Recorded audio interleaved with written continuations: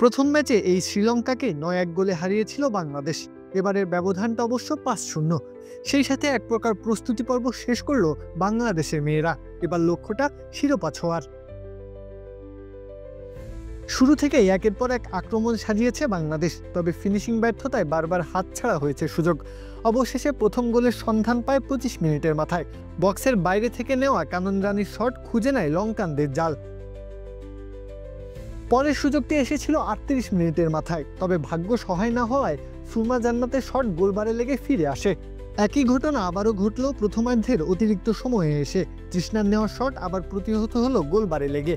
এবার অবশ্য তৈরি ছিলেন পূজা দাস। ফিরতি বল জালে জড়িয়ে দ্বিগুণ করেন লিড। তৃতীয় গোলটাও আসে তার পা থেকেই।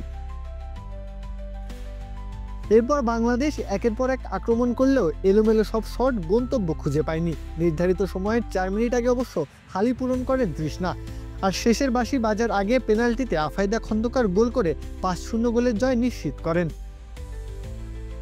এবার সব নজর ২১ তারিখের ম্যাচের দিকে। শক্তিশালী নেপালের বিরুদ্ধে অঘোষিত এক ফাইনাল লড়াই।